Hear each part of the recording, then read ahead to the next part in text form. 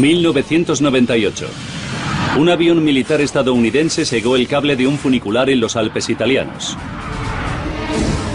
La tripulación se podía enfrentar a un consejo de guerra por la muerte de 20 personas. Los investigadores debían descubrir cómo un vuelo de prácticas rutinario pudo terminar en catástrofe. ¿Fue un accidente causado por fallos instrumentales o el resultado de un poco de diversión? Había serias sospechas de que el ejército de los Estados Unidos quisiera proteger a los suyos a toda costa. Por primera vez, el navegante del avión cuenta su historia. Para ellos no era un accidente del cuerpo de marines, sino una masacre de altos vuelos en la nieve. Los desastres no ocurren sin más, son una cadena de acontecimientos críticos. Vamos a desenmarañar todas las pistas y a analizar esos últimos segundos catastróficos. Segundos catastróficos, choque en los Alpes. 1998, 3 de febrero, 15 horas y 13 minutos. Un avión Prowler de la Marina estadounidense sobrevolaba la cadena montañosa de los Dolomitas en Italia.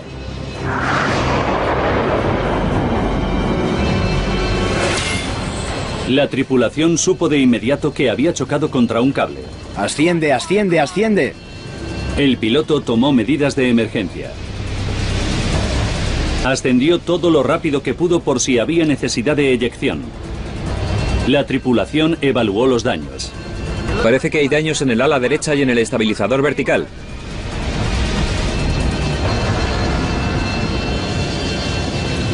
Para más problemas, estaban perdiendo mucho combustible. Sabían que un cable puede derribar a un avión y estaban a 90 kilómetros de la base aérea. El capitán Ashby era un piloto con mucha experiencia, pero había muchas posibilidades de que no lo consiguiera. El vuelo se inició en el norte de Italia como una misión rutinaria de formación de la base aérea de Aviano.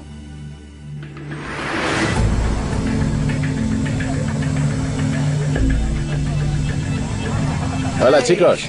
13 horas. El capitán y piloto Richard Ashby se preparaba para el vuelo. Iba a ser su última misión en el escuadrón, ya que había sido ascendido a piloto de combate. Hoy sobrevolaremos algunos picos, algunos lagos y habrá un montón de parapentistas, así que tendremos que asegurarnos de no bajar de 1500 metros de altitud. El navegante es el capitán Joe Schweitzer. Tenía que planificar la ruta y guiar al piloto por la peligrosa zona. Después nos desplazaremos al sur por estas crestas y valles de aquí. El Prowler es un avión para 4 personas y en la parte de atrás están los operadores de sistema Raney y Seagraves. ¿Alguna pregunta? Está todo claro. Bien. En una misión operacional su función era hacer funcionar el equipo electrónico de interferencia. Vamos, sonreíd. Formaban parte de un escuadrón del Cuerpo de Marines estadounidenses perteneciente a la OTAN y realizaban misiones de vigilancia aérea sobre Bosnia. En caso de ataque, la única defensa del Prowler es volar rápido y bajo. Y eso es lo que iban a practicar ese día. Me encantaba volar a poca altitud porque es cuando de verdad hacía mi trabajo. Podía controlar parte del vuelo y me encantaba esa parte. Me gustaba interpolar esas cosas, conocer la zona y hacerlo bien. 14 horas y 35 minutos. El Prowler identificaba el vuelo EZ-01 y se preparaba en la pista. EZ-01, vía libre para despegue.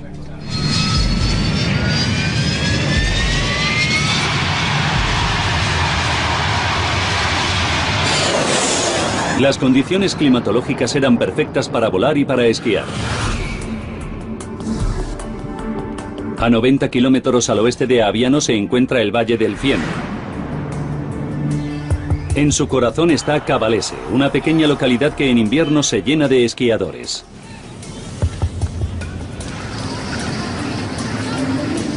Es muy popular entre familias de toda Europa. 14 horas y 45 minutos. Había salido el sol. El clima era perfecto y las pistas estaban llenas. 14 horas y 52 minutos. El vuelo EZ-01 tenía orden de no volar a menos de 305 metros sobre el nivel del suelo.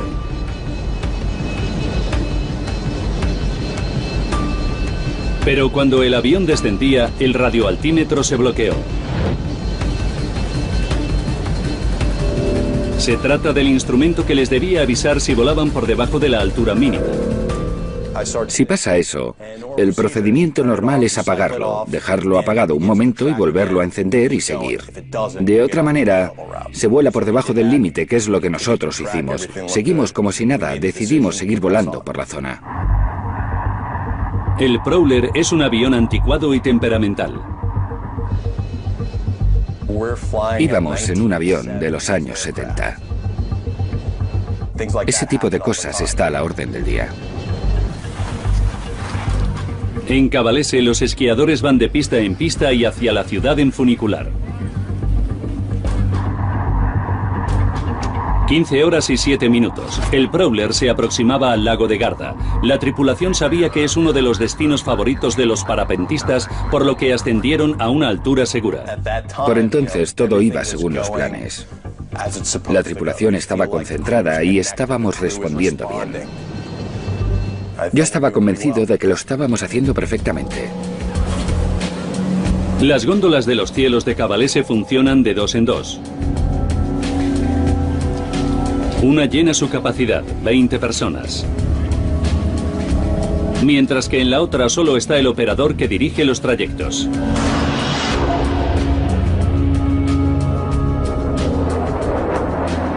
El EZ-01 llegaba al Valle de Fiemme. 15 horas y 13 minutos. El abarrotado funicular estaba a más de 100 metros de altura.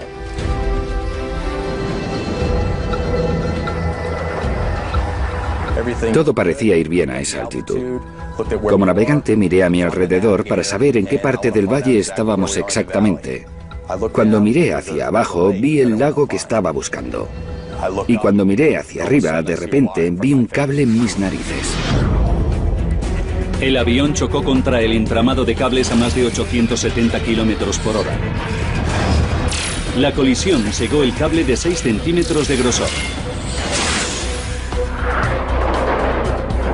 El sonido del avión siniestrado retumbó por todo el valle.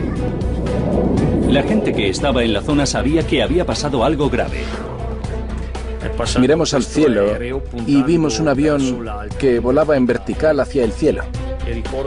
Y todavía recuerdo cómo ardían los dos motores traseros. En el Prowler la tripulación no sabía con qué tipo de cable había colisionado, pero sabían que su avión había sufrido graves daños. Y de repente miramos el ala y nos quedamos helados. Era como si una sierra hubiera cortado un cuarto del avión. Y creo que la mejor manera de describirlo es como si te siguieran 10 o 15 serpientes de cascabel y tuvieras que cogerlas a todas para poder sobrevivir. En Cavalese los bomberos se preparaban para hacer su trabajo.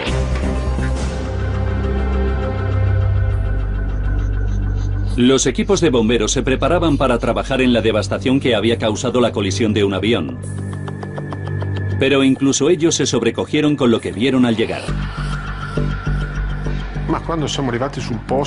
Vimos el funicular en el suelo.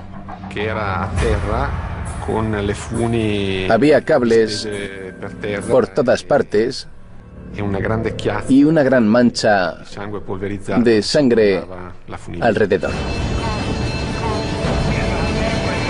En altura, la tripulación del Prowler luchaba por mantenerse en el aire sin ser conscientes de la devastación que habían provocado en tierra.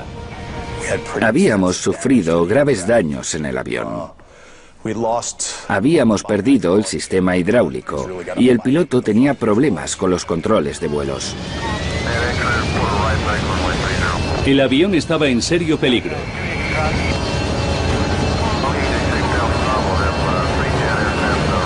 Las habilidades y experiencia de la tripulación hicieron que el avión pudiera remontar el vuelo. Aviano, aquí EZ-01. Aviano. EZ-01. 2 minutos después del choque, el navegante Schweitzer llamó por radio a la torre de control de Aviano. A unos 16 kilómetros de campo.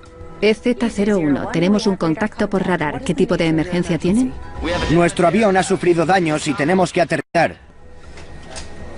¿Cuántas personas llevan a bordo y cuánto combustible les queda? En Cavalese los equipos de rescate se enfrentaban a la cruda realidad de la escena. Desgraciadamente, a pesar de nuestra rápida respuesta, no pudimos prestar ninguna atención médica.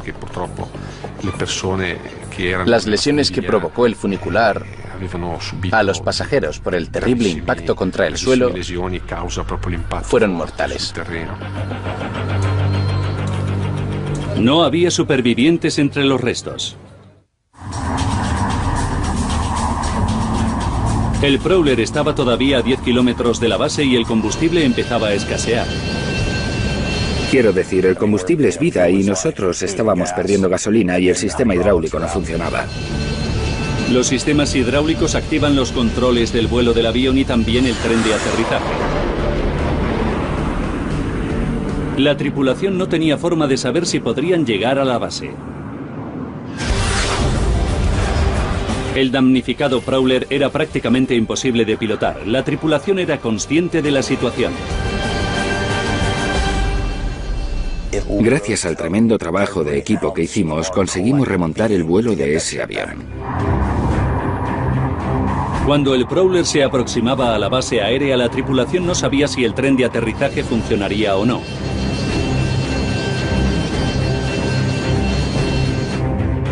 Necesitaban que la torre de control hiciera una evaluación visual inmediata.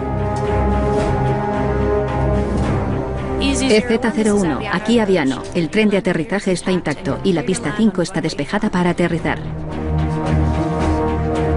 Con los daños que había sufrido el avión tenían que hacer un aterrizaje de emergencia. El abatido equipo se preparaba para lo peor. Teníamos una enorme sensación de urgencia. Fue una de las experiencias más intensas que jamás he tenido.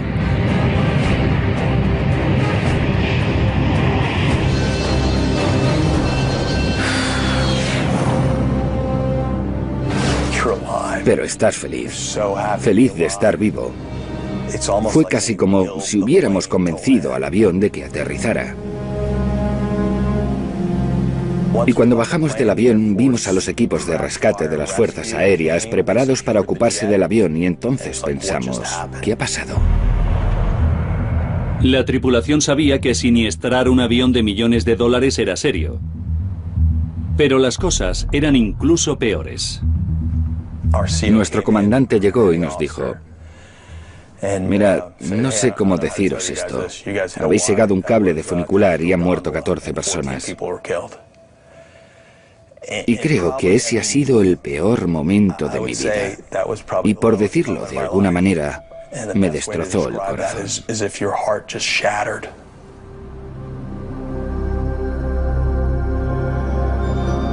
El número de víctimas ascendió a 20 a medida que identificaron los cuerpos. Lloré como un crío. Y lloras porque te preguntas a ti mismo, ¿por qué yo estoy vivo y ellos no?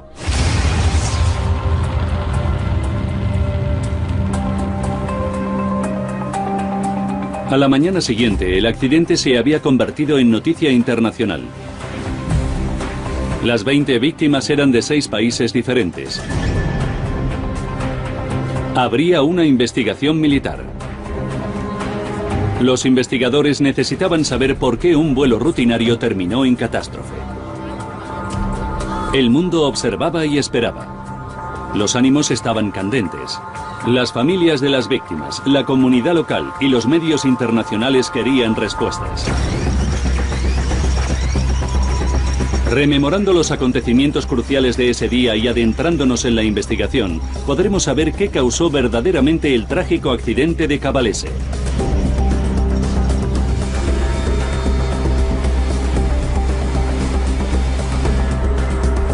Cualquier incidente relacionado con el Cuerpo de Marines de los Estados Unidos está bajo la jurisdicción del Servicio de Investigación Naval y Criminal.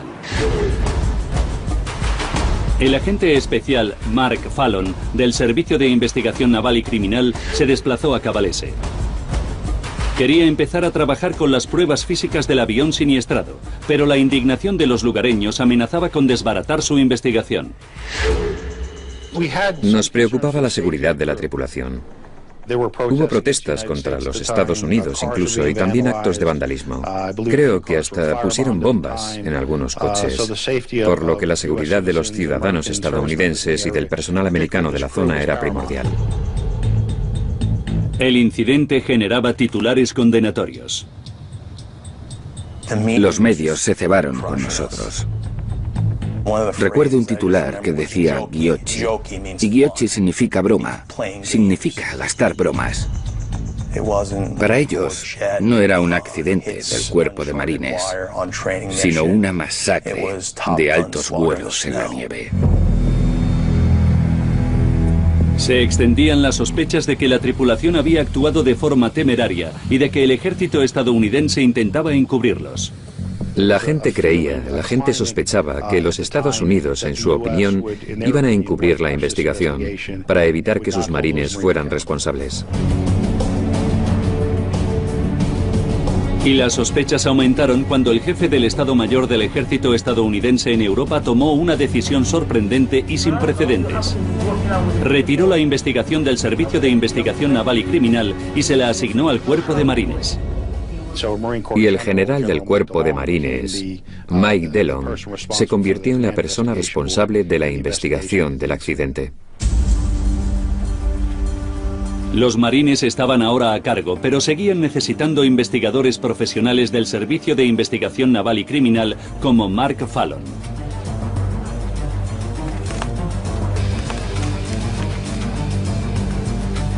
Se esperaba que investigara el caso, pero dejaban a los marines el informe oficial. El investigador temía que esto pusiera en peligro la investigación. Desde el punto de vista de un investigador fue bastante impactante porque en ese momento no había investigadores criminales profesionales que hicieran ese tipo de cosas, recopilar pruebas y dirigir la investigación. Ahora, bajo la dirección del Cuerpo de Marines, Fallon y su equipo continuaban trabajando. ¿Cómo pudo un avión chocar contra un entramado de cables que estaba a 190 metros de altura?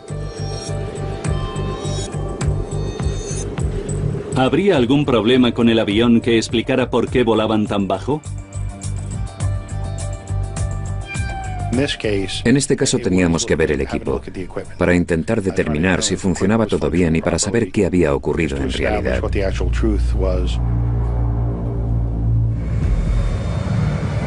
El Prowler almacena información de vuelo en un grabador de datos de misión. Se envió a analizar. Pero también hay un radioaltímetro que indica al piloto la altitud a la que se encuentra el avión. Debía haber sonado una alarma mucho antes de que alcanzaran la altura del cable del funicular. El Servicio de Investigación Naval y Criminal tenía que analizar dicho altímetro. No había desviaciones en los datos del altímetro. Eran especificaciones totalmente normales. Creo que cuando se hicieron las pruebas pertinentes, el altímetro funcionaba correctamente. Todo indicaba que la tripulación debía haber sabido a qué altura estaban. Pero entonces el equipo de Fallon descubrió que podría mostrar lo que la tripulación hizo durante el vuelo. Llevaban una videocámara a bordo. Sonreíd. Hay paisajes muy bonitos. Cogimos la cinta y se la llevamos a los técnicos audiovisuales de la base aérea de Aviano. Pusimos la cinta y solo se veía una pantalla azul. O era una cinta virgen o habían borrado lo que había en ella. La tripulación negaba haber usado la cámara.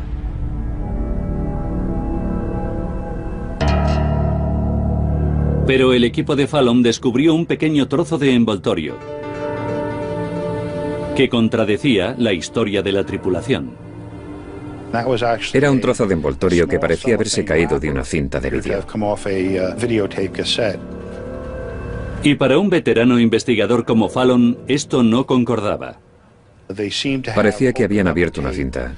Por lo menos esa fue nuestra teoría al ver ese trozo de papel.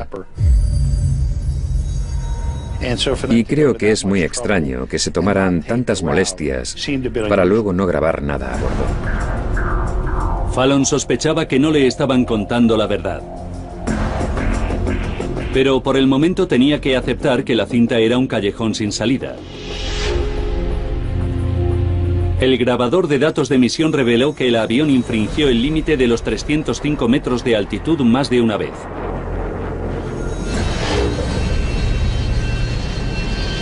También mostraba que el capitán Ashby excedió los 830 km por hora de velocidad límite.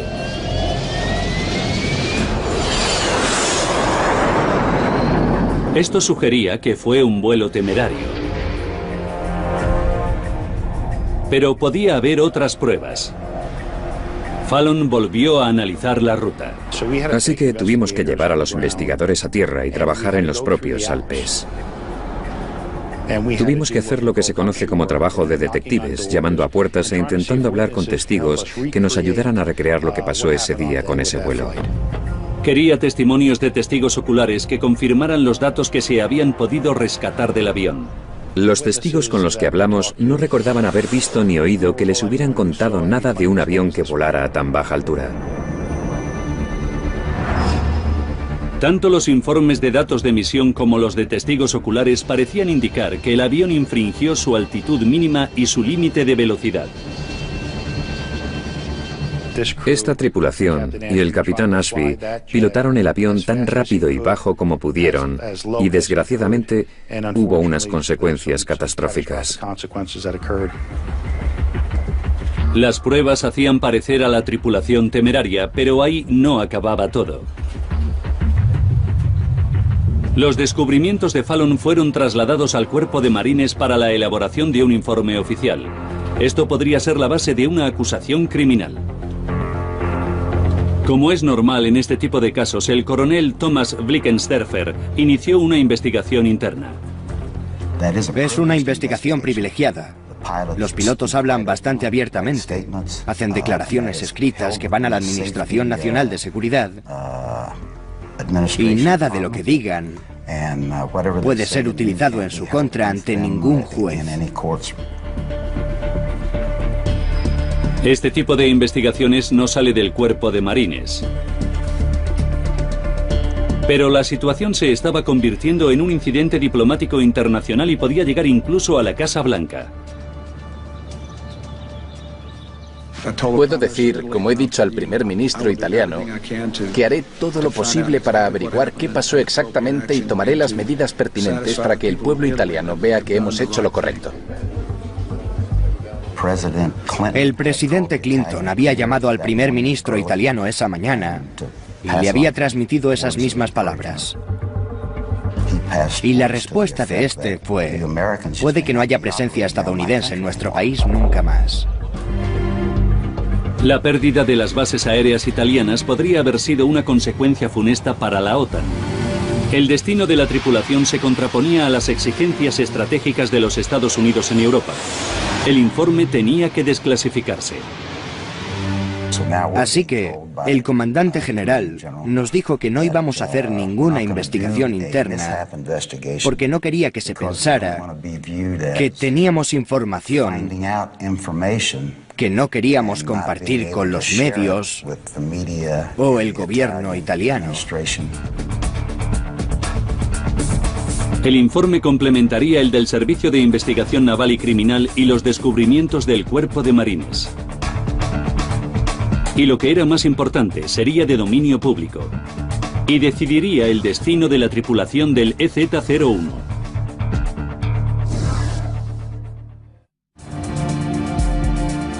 El coronel Blickensderfer tenía todas las pruebas que había recabado el Servicio de Investigación Naval y Criminal.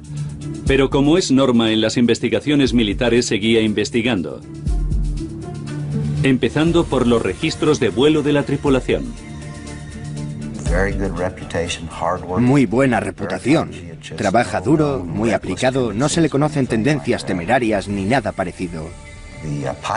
El piloto, el capitán Ashby, había sido recientemente seleccionado para el programa del F-18, lo que significa que era básicamente uno de los mejores aviadores. Los registros indicaban que tenían experiencia y que eran competentes. Pero para los vuelos a baja altitud, los pilotos necesitan prácticas regulares. Hay que practicar casi a diario para ser capaz de mantener la velocidad correcta del avión, para coordinarte con el navegante. Y si no vuelas por lo menos 2 veces a la semana a baja altitud, se pierde habilidad para realizar ese tipo de vuelos.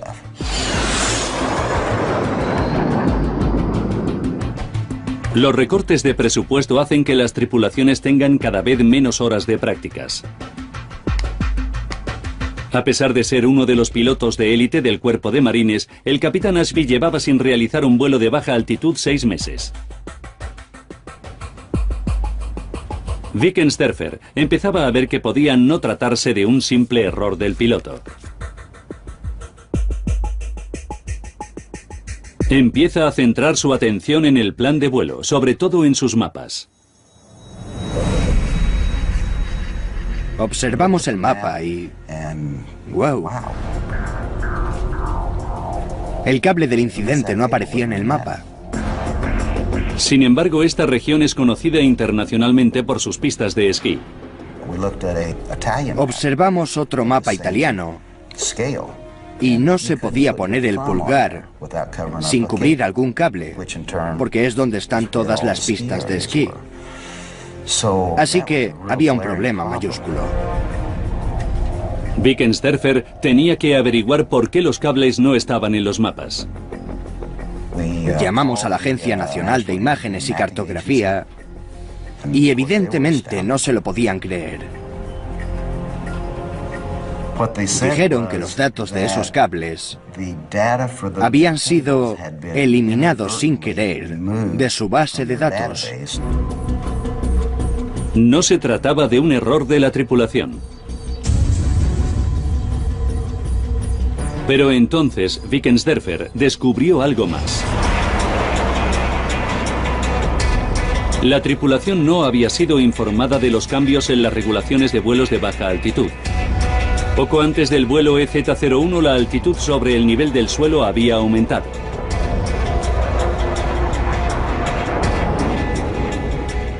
El brigadier general dijo: he oído que han cambiado la altitud a 610 metros hace 3 o 4 meses.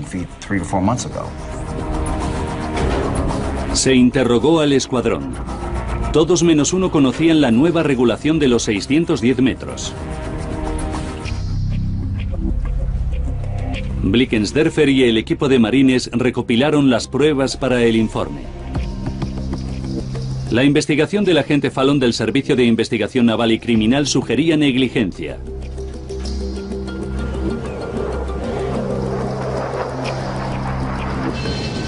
Pero Wickensderfer descubrió recortes en formación de personal, errores en el mapa y en cierta información.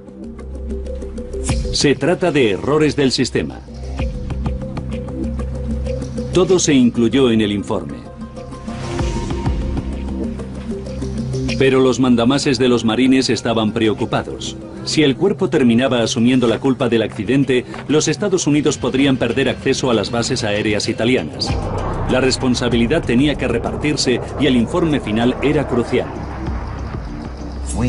Había debates muy acalorados, casi discusiones, sobre eliminar cierta información. Y cuando se volvió a incluir dicha información, se hizo de una forma que no era muy positiva para los aviadores y prácticamente engañosa o inexacta. Un mes después de la colisión, el responsable de la investigación, el general DeLong, presentaba su informe. El avión militar iba por debajo de los 300 metros, la altitud límite, y excedía el máximo de velocidad aérea en 100 nudos. Hemos llegado a la conclusión de que el choque contra el cable no fue debido a un error de cálculo. El destino de la tripulación se decidiría en un tribunal, Pero hablando claro, DeLong no dejó dudas sobre el punto de vista del cuerpo de marines. El comandante abandonaba a los suyos y mucha gente iba a pensar que hacía lo correcto para proteger las bases aéreas de Italia. Me empecé a sentir fuera del cuerpo de marines. Incluso nos llamábamos a nosotros mismos la colonia de leprosos, solo porque estuvimos allí. Las cosas no iban bien para la tripulación. Fueron repatriados a los Estados Unidos para enfrentarse a un consejo de guerra. Al frente de la fiscalía está un antiguo piloto de los marines, el teniente coronel Couch. La acusación era homicidio involuntario por, básicamente, la muerte de las 20 personas como resultado de una conducta imprudente o temeraria. Y también se les acusaba de siniestrar un avión. Si se les declaraba culpables, podían enfrentarse a 20 años de condena por cada hombre, mujer o niño muerto en el funicular de Cavalese. Joe Schweitzer no se podía hacer a la idea de pasar el resto de su vida entre rejas. Sabía que estaba solo. Sabía que nadie iba a ayudarme y que tenía que hacerlo. No me quedaba más remedio que hacerlo y, bueno, en el cuerpo de marines cumplimos misiones, objetivos. Y mi misión era decir la verdad. Schweitzer se sentía abandonado por los marines. El cuerpo de marines se esfuerza mucho en formar a sus aviadores y tiene mucha confianza y seguridad en que esos aviadores seguirán las normas y regulaciones pertinentes. El cuerpo de marines asume su responsabilidad. La fiscalía estaba convencida de que la tripulación aérea es conjuntamente responsable. Pero también pensaba que el caso podía centrarse en el piloto y en el navegante. En espera de condena se decide ofrecer a los otros dos miembros de la tripulación un acuerdo. Mientras preparábamos el juicio, a uno de los miembros de la tripulación que iba en la parte de atrás del avión, Seagraves, se le concedió la inmunidad. A cambio de la inmunidad concedida por la fiscalía, Seagraves y Rainey hicieron nuevas declaraciones, en las que sugirieron que sus compañeros de vuelo se comportaron de forma extraña justo después del aterrizaje de emergencia. El testimonio de los dos militares que iban en la parte de atrás era que habían salido inmediatamente del avión, habían mirado alrededor y vieron que Ashby y Schweitzer seguían todavía en la cabina de mando. El testimonio de Rainey y Seagraves, que afirmaba que Ashby y Schweitzer no evacuaron, es sorprendente. Las tripulaciones aéreas se entrenan para evacuar inmediatamente tras un aterrizaje de emergencia. En su interrogatorio, Schweitzer hizo una sorprendente admisión. La videocámara. No había pensado en ella en ningún momento y le dije atrás, vamos a quitar la cinta. Sacaron la cinta de la cámara y pusieron una cinta nueva. Se llevaron una prueba crucial.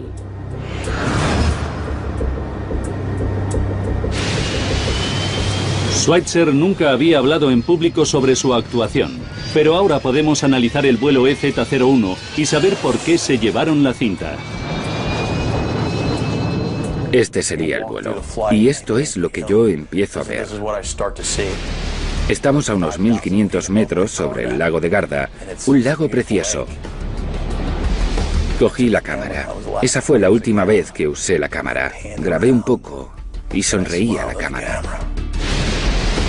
Según el navegante, fue una grabación inocente de un agradable vuelo. Pero cuando le comunicaron que habían muerto 20 personas, la sonrisa de Schweitzer a la cámara empezó a atormentarle. Pensar que podía verme sonriendo al lado de toda esa sangre en la CNN me atormentaba cada vez más y más. Así que tomé la decisión, pensé, necesito la cinta. Y después le dije a Trash, dame la cinta.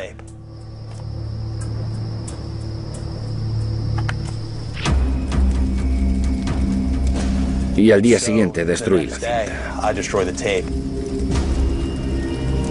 Schweitzer se aseguró de que las imágenes en las que aparece sonriendo nunca vieran la luz del día.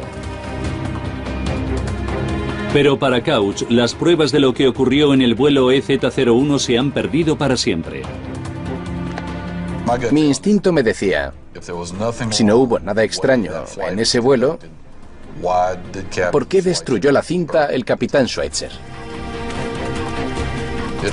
Va en contra de las reglas del cuerpo de marines. Si había pruebas para el caso, se habían destruido. Y eso demostraba que había sentimiento de culpabilidad. La fiscalía creía que si la tripulación había acatado todas las normas no habría quemado la cinta. Y querían usar esta nueva información como prueba adicional en el juicio. Un año después de la tragedia del funicular de Cavalese comenzaba el Consejo de Guerra. Según la fiscalía, Ashby no tenía excusa para volar a menos de 305 metros de altitud.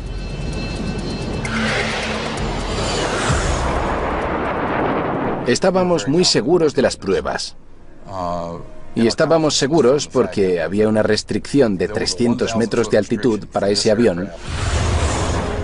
Y a menos que haya vidas en peligro, a menos que la misión lo exija, hay que cumplir la normativa. Y bajo esas circunstancias eran 300 metros. Para que el capitán Ashby pudiera evitar la cárcel, la defensa necesitaba una explicación de por qué voló por debajo de los 305 metros de altitud pertinentes.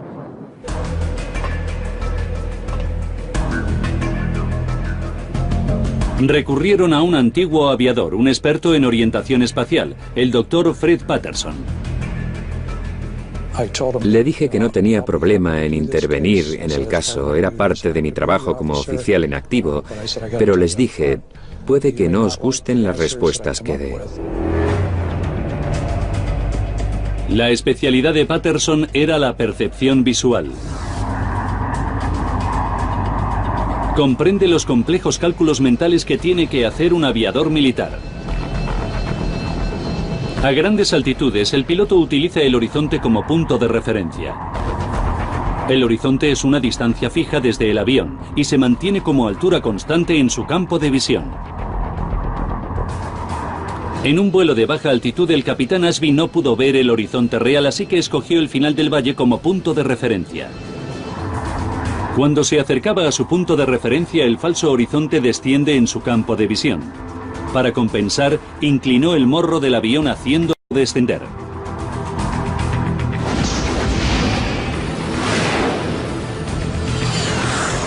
Es una reacción instintiva que empezaba a dar una explicación de por qué el piloto se comportó como lo hizo.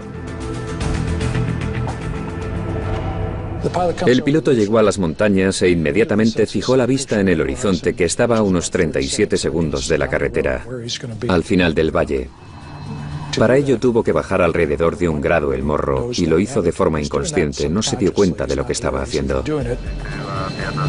El radioaltímetro debería haber avisado a la tripulación de su descenso, pero se había bloqueado. Un fallo intermitente del altímetro podía explicar por qué la tripulación del EZ-01 volaba tan bajo en el Valle de Fiemme, pero no por qué chocó con el cable que deberían haber sorteado.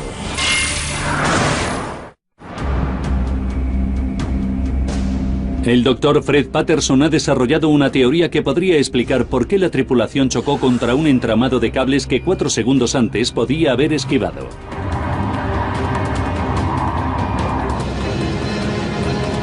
Cree que Ashby experimentó una extraña ilusión visual en el momento en que vio el cable.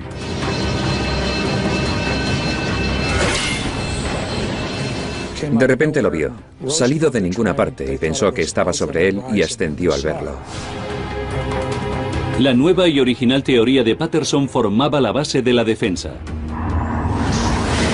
Explica que escoger un punto fijo en el horizonte puede provocar la ilusión óptica de ver objetos aparecer sobre el piloto, cuando en realidad están por debajo de él. Si se ve de repente, lo único que se piensa es que se está a punto de morir y la única salvación posible es bajar el morro. Así que adelanta la palanca y con el movimiento de la mano derecha no puede evitar que el ala izquierda baje ligeramente. Y esa es exactamente la trayectoria que les hizo chocar contra el cable. El testimonio de Patterson era más que claro. Pero la formación de un piloto incluye saber juzgar la distancia de altura con respecto al suelo. Sales del valle y cuando ves coches, carreteras y ese tipo de cosas, te haces una idea de lo lejos que estás del suelo. En aviación militar, lo llamamos inspección visual. Son los ojos que tenemos en nuestra cabeza. Couch creía que la colisión era responsabilidad de la tripulación aérea. En la fiscalía lo llamamos el juego de la culpa. Ellos querían echar la culpa a la ilusión óptica. Querían echar la culpa al avión. Querían echar la culpa al escuadrón por la mala información. Lo que la defensa intentaba hacer era echar la culpa a cualquier otra cosa, pero en realidad la culpa la tuvo la tripulación aérea, el capitán Ashby y el capitán Schweitzer. La defensa argumentó que el cuerpo de marines debía asumir su responsabilidad por falta de formación e información que no dio a sus hombres. El destino de Ashby sería decidido por un jurado de marines, la mitad de ellos aviadores. Tardaron más de 7 horas en tener listo el veredicto. Declararon al capitán Ashby inocente de todos los cargos. Cuando todo terminó y Trash fue absuelto, me sentí genial, porque creo que cumplimos parte de nuestra misión, que era que prevaleciera la verdad. El jurado declaró a uno de los suyos inocente.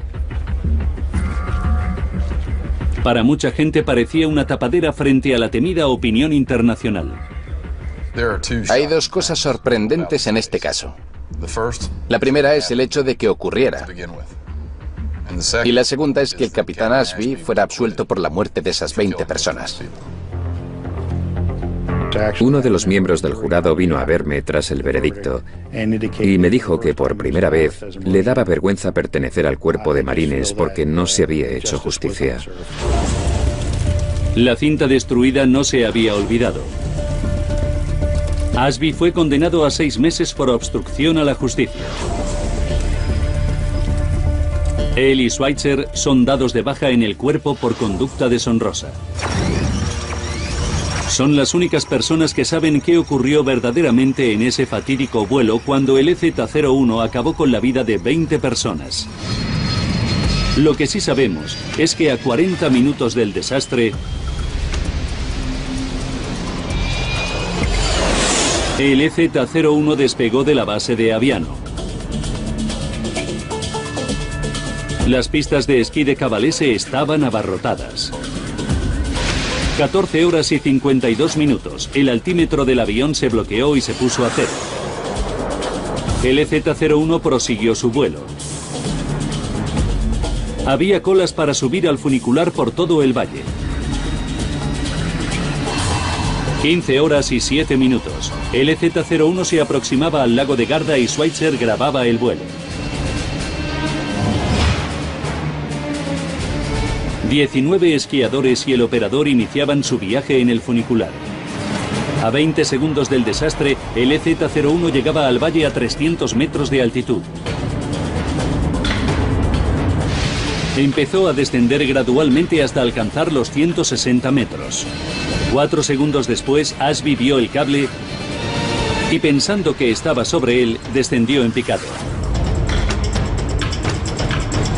15 horas y 13 minutos. Choque con el cable. El avión sufrió daños y el funicular cayó. Los 20 ocupantes murieron.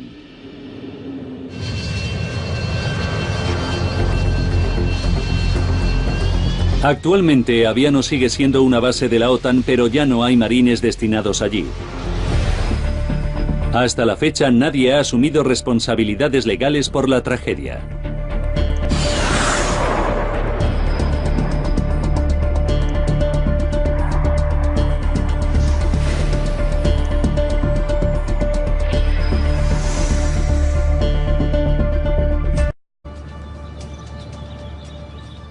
Puedo decir, como he dicho al primer ministro italiano, que haré todo lo posible para averiguar qué pasó exactamente y tomaré las medidas pertinentes para que el pueblo italiano vea que hemos hecho lo correcto. El presidente Clinton había llamado al primer ministro italiano esa mañana y le había transmitido esas mismas palabras. Y la respuesta de este fue: puede que no haya presencia estadounidense en nuestro país nunca más. La pérdida de las bases aéreas italianas podría haber sido una consecuencia funesta para la OTAN. El destino de la tripulación se contraponía a las exigencias estratégicas de los Estados Unidos en Europa. El informe tenía que desclasificarse.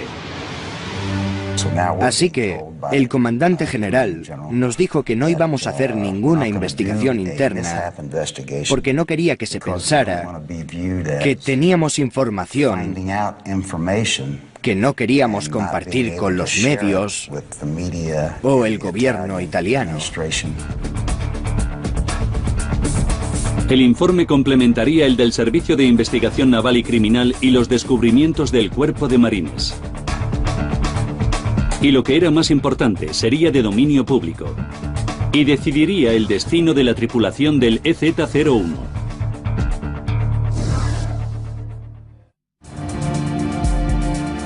El coronel Blickensderfer tenía todas las pruebas que había recabado el Servicio de Investigación Naval y Criminal.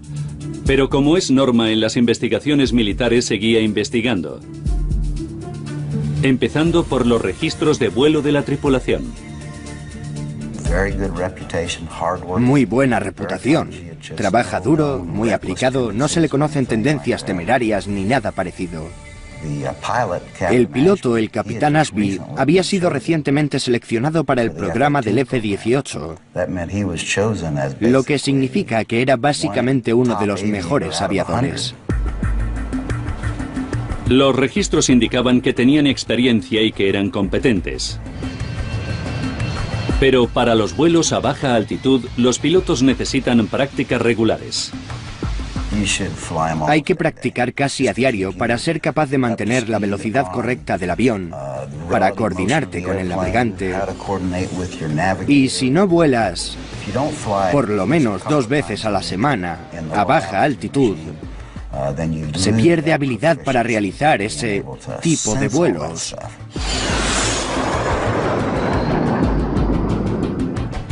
Los recortes de presupuesto hacen que las tripulaciones tengan cada vez menos horas de prácticas. A pesar de ser uno de los pilotos de élite del cuerpo de marines, el Prowler almacena información de vuelo en un grabador de datos de misión. Se envió a analizar. Pero también hay un radioaltímetro que indica al piloto la altitud a la que se encuentra el avión. Debía haber sonado una alarma mucho antes de que alcanzaran la altura del cable del funicular. El Servicio de Investigación Naval y Criminal tenía que analizar dicho altímetro. No había desviaciones en los datos del altímetro. Eran especificaciones totalmente normales. Creo que cuando se hicieron las pruebas pertinentes, el altímetro funcionaba correctamente. Todo indicaba que la tripulación debía haber sabido a qué altura estaban. Pero entonces el equipo de Fallon descubrió que podría mostrar lo que la tripulación hizo durante el vuelo. Llevaban una videocámara a bordo. Sonreíd. Hay paisajes muy bonitos. Cogimos la cinta y se la llevamos a los técnicos audiovisuales de la base aérea de Aviano. Pusimos la cinta y solo se veía una pantalla azul.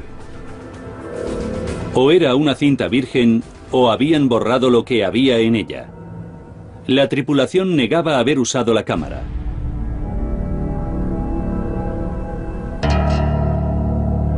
Pero el equipo de Fallon descubrió un pequeño trozo de envoltorio que contradecía la historia de la tripulación. Era un trozo de envoltorio que parecía haberse caído de una cinta de vídeo. Y para un veterano investigador como Fallon, esto no concordaba. Parecía que habían abierto una cinta Por lo menos esa fue nuestra teoría al ver ese trozo de papel. Y creo que es muy extraño que se tomaran tantas molestias para luego no grabar nada a bordo. Fallon sospechaba que no le estaban contando la verdad. Pero por el momento tenía que aceptar que la cinta era un callejón sin salida. El grabador de datos de misión reveló que el avión infringió el límite de los 305 metros de altitud más de una vez.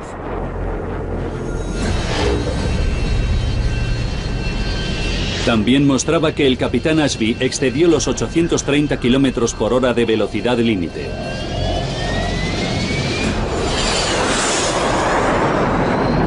Esto sugería que fue un vuelo temerario. Pero podía haber otras pruebas.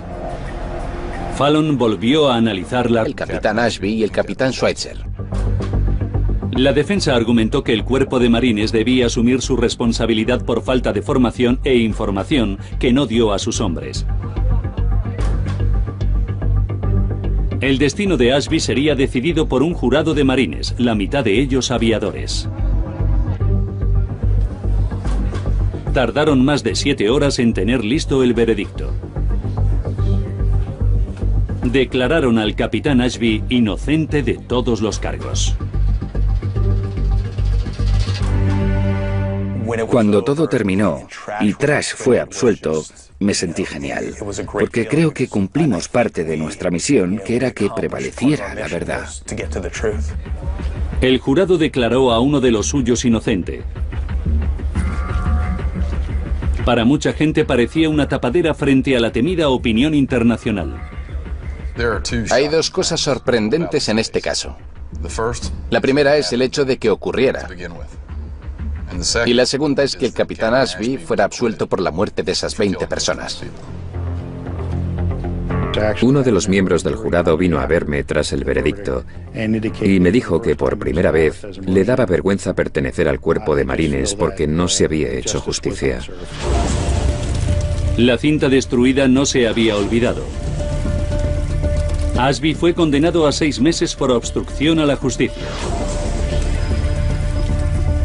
Él y Schweitzer son dados de baja en el cuerpo por conducta deshonrosa. Son las únicas personas que saben qué ocurrió verdaderamente en ese fatídico vuelo cuando el EZ-01 acabó con la vida de 20 personas. Lo que sí sabemos es que a 40 minutos del desastre, el EZ-01 despegó de la base de Aviano. Las pistas de esquí de Cavalese estaban abarrotadas. 14 horas y 52 minutos. El altímetro del avión se bloqueó y se puso a cero. El EZ-01 prosiguió su vuelo. Había colas para subir al funicular por todo el valle.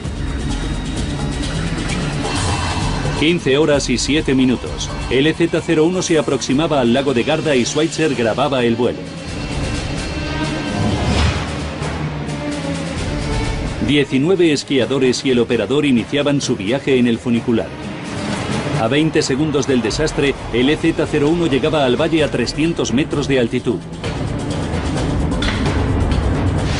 Empezó a descender gradualmente hasta alcanzar los 160 metros.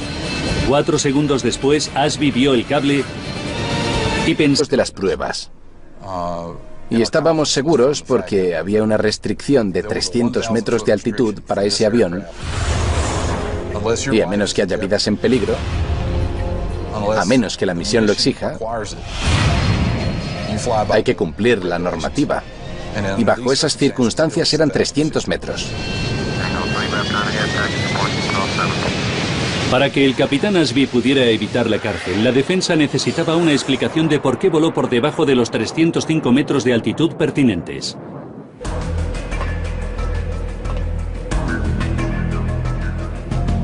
Recurrieron a un antiguo aviador, un experto en orientación espacial, el doctor Fred Patterson. Le dije que no tenía problema en intervenir en el caso, era parte de mi trabajo como oficial en activo, pero les dije, puede que no os gusten las respuestas que dé. La especialidad de Patterson era la percepción visual. Comprende los complejos cálculos mentales que tiene que hacer un aviador militar. A grandes altitudes, el piloto utiliza el horizonte como punto de referencia. El horizonte es una distancia fija desde el avión y se mantiene como altura constante en su campo de visión. En un vuelo de baja altitud, el capitán Ashby no pudo ver el horizonte real, así que escogió el final del valle como punto de referencia. Cuando se acercaba a su punto de referencia, el falso horizonte desciende en su campo de visión. Para compensar, inclinó el morro del avión haciéndolo descender.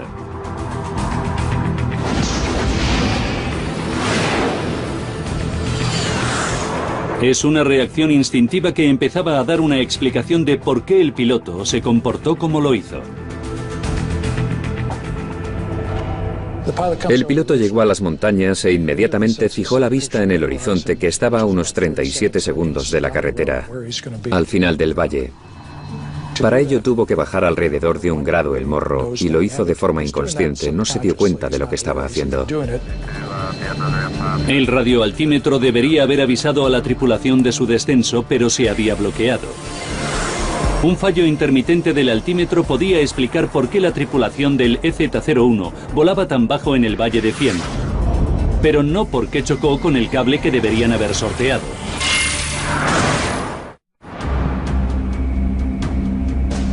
El doctor Fred Patterson ha desarrollado una teoría que podría explicar por qué la tripulación chocó contra un entramado de cables que 4 segundos antes podía haber esquivado.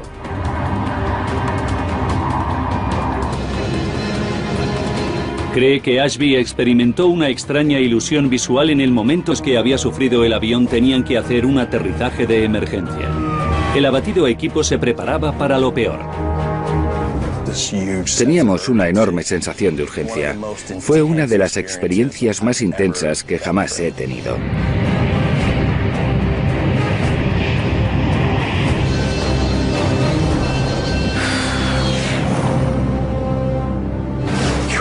Pero estás feliz. Feliz de estar vivo. Fue casi como si hubiéramos convencido al avión de que aterrizara. Y cuando bajamos del avión vimos a los equipos de rescate de las fuerzas aéreas preparados para ocuparse del avión y entonces pensamos, ¿qué ha pasado? La tripulación sabía que siniestrar un avión de millones de dólares era serio. Pero las cosas eran incluso peores. Nuestro comandante llegó y nos dijo, mirad, no sé cómo deciros esto. Habéis segado un cable de funicular y han muerto 14 personas. Y creo que ese ha sido el peor momento de mi vida. Y por decirlo de alguna manera, me destrozó el corazón.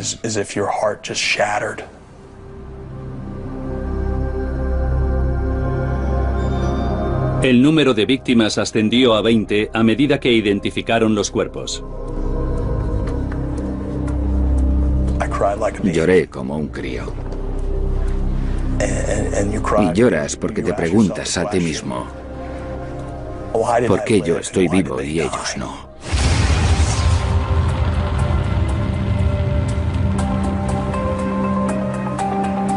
A la mañana siguiente, el accidente se había convertido en noticia internacional.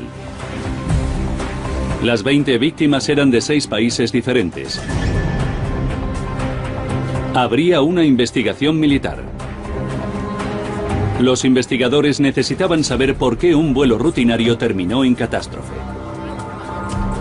El mundo observaba y esperaba. Los ánimos estaban candentes. Las familias de las víctimas, la comunidad local y los medios internacionales querían respuestas. Rememorando los acontecimientos cruciales de ese día y adentrándonos en la investigación, podremos saber qué causó verdaderamente el trágico accidente de Cavalese.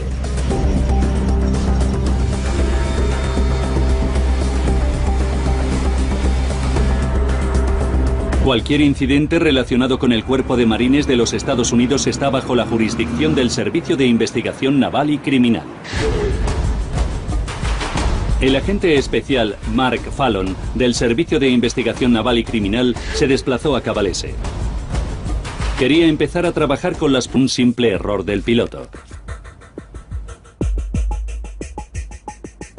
Empieza a centrar su atención en el plan de vuelo, sobre todo en sus mapas. Observamos el mapa y... ¡wow!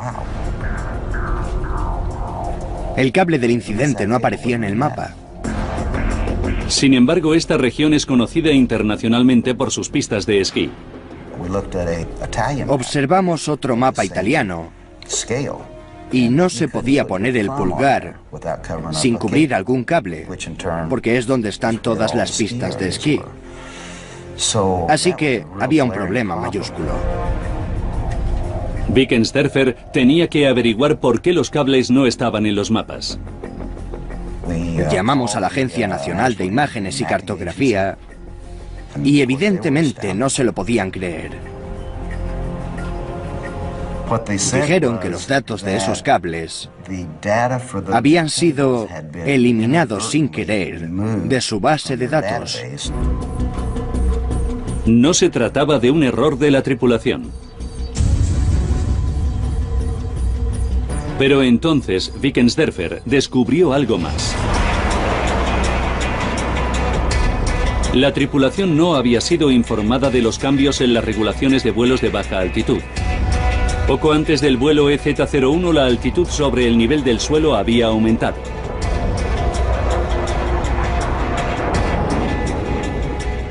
El brigadier general dijo: he oído que han cambiado la altitud a 610 metros hace 3 o 4 meses.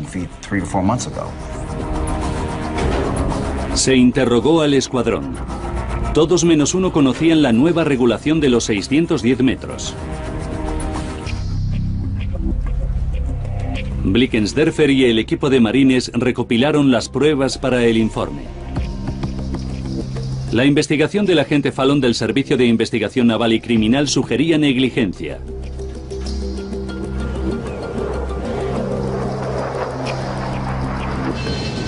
Pero Wickensderfer descubrió recortes en formación de personal, errores en el mapa y en cierta información.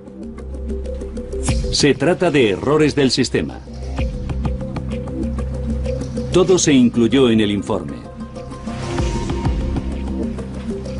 Pero los mandamases de los marines estaban preocupados. Si el cuerpo terminaba asumiendo la culpa del accidente, los Estados Unidos podrían perder acceso a las bases aéreas italianas. La responsabilidad tenía que repartirse y el informe final era crucial. Había debates muy acalorados, casi discusiones, sobre eliminados sin querer de su base de datos. No se trataba de un error de la tripulación. Pero entonces Wickensderfer descubrió algo más. La tripulación no había sido informada de los cambios en las regulaciones de vuelos de baja altitud. Poco antes del vuelo EZ-01, la altitud sobre el nivel del suelo había aumentado.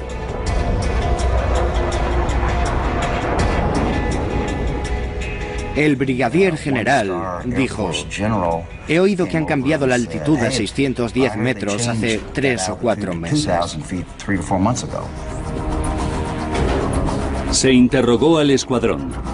Todos menos uno conocían la nueva regulación de los 610 metros.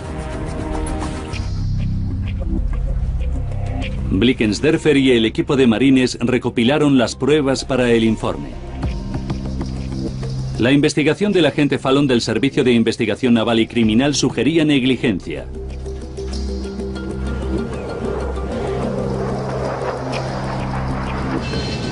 Pero Wickensderfer descubrió recortes en formación de personal, errores en el mapa y en cierta información. Se trata de errores del sistema. Todo se incluyó en el informe. Pero los mandamases de los marines estaban preocupados. Si el cuerpo terminaba asumiendo la culpa del accidente, los Estados Unidos podrían perder acceso a las bases aéreas italianas. La responsabilidad tenía que repartirse y el informe final era crucial. Había debates muy acalorados, casi discusiones, sobre eliminar cierta información. Y cuando se volvió a incluir dicha información, se hizo de una forma que no era muy positiva para los aviadores y prácticamente engañosa o inexacta. Un mes después de la colisión, el responsable de la investigación, el general DeLong, presentaba su informe. El avión militar iba por debajo de los 300 metros, la altitud límite, y excedía el máximo de velocidad aérea en 100 nudos. Hemos llegado a la conclusión de que el choque contra el cable no fue debido a un error de cálculo. El destino de la tripulación se decidiría en un tribunal.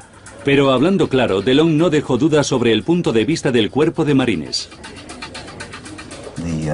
El comandante abandonaba a los suyos y mucha gente iba a pensar que hacía lo correcto para proteger las bases aéreas de Italia.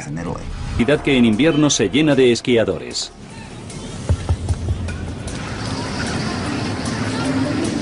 Es muy popular entre familias de toda Europa. 14 horas y 45 minutos. Había salido el sol. El clima era perfecto y las pistas estaban llenas. 14 horas y 52 minutos. El vuelo EZ-01 tenía orden de no volar a menos de 305 metros sobre el nivel del suelo.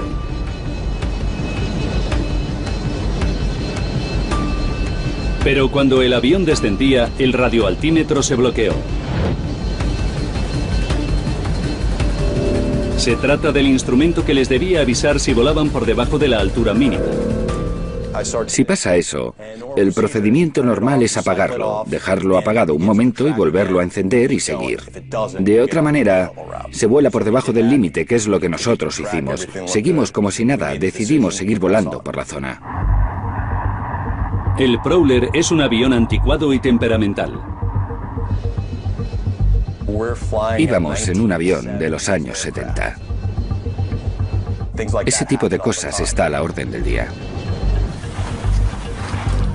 En Cavalese, los esquiadores van de pista en pista y hacia la ciudad en funicular. 15 horas y 7 minutos. El Prowler se aproximaba al lago de Garda. La tripulación sabía que es uno de los destinos favoritos de los parapentistas, por lo que ascendieron a una altura segura. Por entonces todo iba según los planes. La tripulación estaba concentrada y estábamos respondiendo bien.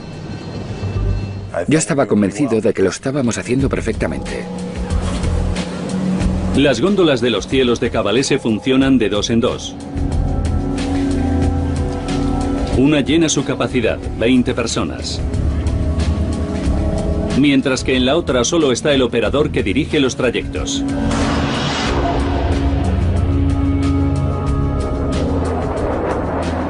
El EZ-01 llegaba al Valle de Fiemme.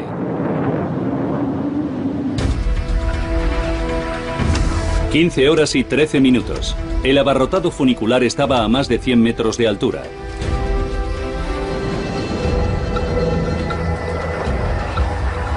Todo parecía ir bien a esa altitud. Como navegante miré a mi alrededor para saber en qué parte del valle estábamos exactamente. Cuando miré hacia abajo vi el lago que estaba buscando. Y cuando miré hacia arriba, de repente vi un cable en mis narices. El avión chocó contra el entramado de cables a más de 870 kilómetros por hora. La colisión cegó el cable de 6 centímetros de grosor. Segundos de la carretera, al final del valle. Para ello tuvo que bajar alrededor de 1 grado el morro y lo hizo de forma inconsciente, no se dio cuenta de lo que estaba haciendo. El radioaltímetro debería haber avisado a la tripulación de su descenso, pero se había bloqueado.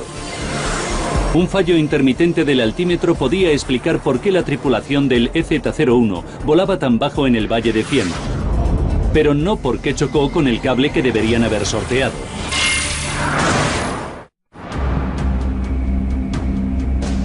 El doctor Fred Patterson ha desarrollado una teoría que podría explicar por qué la tripulación chocó contra un entramado de cables que 4 segundos antes podía haber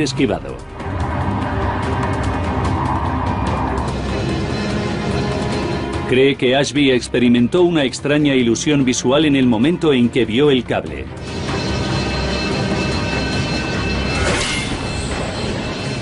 De repente lo vio, salido de ninguna parte, y pensó que estaba sobre él y ascendió al verlo. La nueva y original teoría de Patterson formaba la base de la defensa. Explica que escoger un punto fijo en el horizonte puede provocar la ilusión óptica de ver objetos aparecer sobre el piloto, cuando en realidad están por debajo de él. Si se ve de repente, lo único que se piensa es que se está a punto de morir, y la única salvación posible es bajar el morro. Así que adelanta la palanca y con el movimiento de la mano derecha no puede evitar que el ala izquierda baje ligeramente. Y esa es exactamente la trayectoria que les hizo chocar contra el cable. El testimonio de Patterson era más que claro. Pero la formación de un piloto incluye saber juzgar la distancia de altura con respecto al suelo. Sales del valle y cuando ves coches, carreteras y ese tipo de cosas, te haces una idea de lo lejos que estás del suelo. En aviación militar, lo llamamos inspección visual. Son los ojos que tenemos en nuestra cabeza. Couch creía que la colisión era responsabilidad de la tripulación aérea. En la fiscalía lo llamamos el juego de la culpa. Ellos querían echar la culpa a la ilusión óptica. Querían echar la culpa al avión. Querían echar la culpa al escuadrón por la mala información. Lo que la defensa intentaba hacer era echar la culpa a cualquier otra cosa, pero en realidad la culpa la tuvo la tripulación aérea, el capitán Ashby y el capitán Schweitzer. La defensa argumentó que el cuerpo de marines debía asumir su responsabilidad por falta de formación e información que no dio a sus hombres. El destino 130 km por hora de velocidad límite.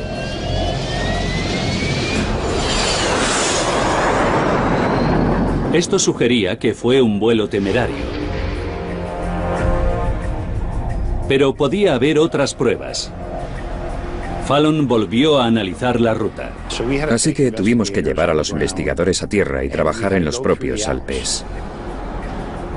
Tuvimos que hacer lo que se conoce como trabajo de detectives, llamando a puertas e intentando hablar con testigos que nos ayudaran a recrear lo que pasó ese día con ese vuelo. Quería testimonios de testigos oculares que confirmaran los datos que se habían podido rescatar del avión. Los testigos con los que hablamos no recordaban haber visto ni oído que les hubieran contado nada de un avión que volara a tan baja altura. Tanto los informes de datos de misión como los de testigos oculares parecían indicar que el avión infringió su altitud mínima y su límite de velocidad.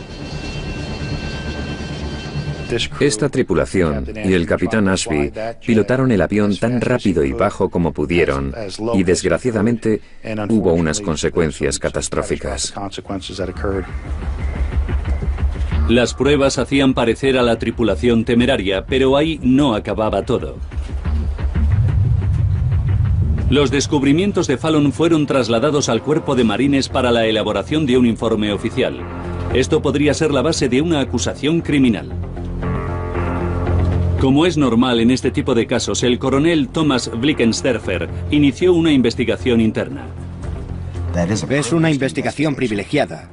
Los pilotos hablan bastante abiertamente, hacen declaraciones escritas que van a la Administración Nacional de Seguridad y nada de lo que digan puede ser utilizado en su contra ante ningún juez. Este tipo de investigaciones no sale del cuerpo de marines. Pero la situación se estaba convirtiendo en un incidente diplomático internacional y podía llegar incluso a la Casa Blanca. Puedo decir, como he dicho al primer ministro italiano, que haré todo lo posible para averiguar qué pasó exactamente y tomaré las medidas pertinentes para que el pueblo italiano vea que hemos hecho lo correcto. El presidente Clinton había llamado al primer ministro italiano esa mañana y le había transmitido esas mismas palabras. Y la respuesta de este fue: puede que no haya presencia estadounidense en nuestro país nunca más. La pérdida de las bases aéreas italianas podría haber sido una consecuencia funesta para la OTAN. El destino de la tripulación se contraponía a las exigencias estratégicas de los Estados Unidos en Europa. El informe tenía que desclasificar